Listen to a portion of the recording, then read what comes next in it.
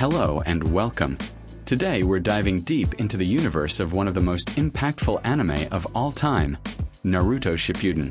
The orange-clad ninja's journey captivated the world, but even the most dedicated fans might not know all the secrets hidden within the series. We've prepared a list of 10 facts and trivia that will change the way you see the story. So prepare your chakra, because we're about to begin.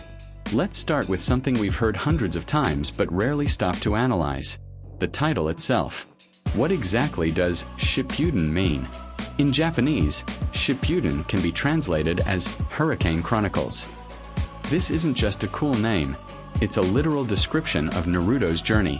The name Uzumaki means swirl or vortex, and Naruto's main chakra element is wind. His ultimate attack, the Raisin Shuriken, is literally a spiraling wind shuriken.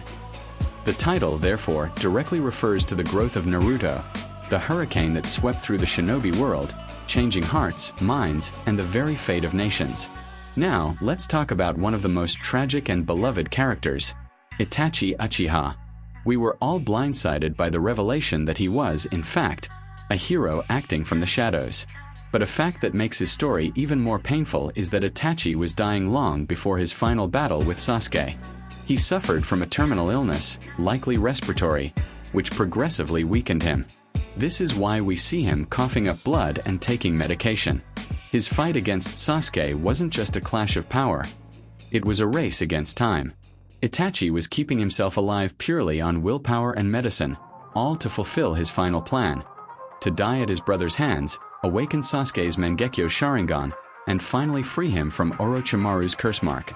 Naruto's battle against pain is undoubtedly one of the most iconic arcs in the entire series. The 6 paths of pain, controlled by Nagato, were terrifyingly powerful adversaries. What many don't know is that these powers are directly inspired by the 6 realms of reincarnation in Buddhism. Each of pain's bodies represented a realm. The Deva path, which used gravity, is the realm of the gods. The Asura path, the realm of warring demons, used weapons and missiles. The human path could read minds and rip out souls. The animal path summoned creatures. The Preta path absorbed chakra, representing the hungry ghosts. And finally, the Naraka path could interrogate and resurrect the dead, being the realm of hell. This philosophical depth gave the antagonist a layer far beyond simple villainy. Speaking of Nagato, the Akatsuki is the central antagonist group in Shippuden. But they didn't start as a criminal organization. The original Akatsuki was founded by Yahiko, Nagato, and Konan. They were war orphans from Amagekure, the village hidden in the rain, and their initial goal was noble: to seek peace without violence and end the wars that destroyed their home. Jiraiya, who trained them for a time, saw them as the hope for the future. However, tragedy struck when Hanzo the Salamander, fearing the group's growing power, betrayed them. This resulted in Yahiko's death and Nagato's transformation, who adopted the identity of pain and corrupted the Akatsuki's original ideal, coming to believe that peace could only be achieved through pain and total control. One of the biggest mysteries that lasted for years in Naruto Shippuden was the identity of the masked man known as Tobi. He presented himself as a clumsy fool, then claimed to be Madara Uchiha, and for a long time, fans created countless theories. The revelation that Tobi was, in fact, Obito Uchiha, Kakashi's former teammate who had supposedly died, was one of the most shocking moments in the series. Masashi Kishimoto, the author, planted clues from the beginning. The name Tobi is written in a way that can be read as Obito. Furthermore, Tobi wore an orange mask with a single eye hole, exactly over the eye that Obito gave to Kakashi, leaving his left Sharingan visible. The eye that possessed the Kamui ability. Kakashi Hatake, the copy ninja, is famous for his Sharingan. However, in Shippuden, he reveals an even more powerful technique: the Mangekyo Sharingan. The fascinating detail is how he awakened it. The Mangekyo is activated by the trauma of losing someone very close. Kakashi didn't awaken it when Obito died, but rather, as was later revealed, when he was forced to kill his other teammate, Rin Noara. What makes this even more tragic is that, in that same instant, Obito, who was watching in secret, also awakened his Mangekyo. They awakened the same power at the same tragic moment, connected by the same person, without Kakashi ever knowing his friend was still alive.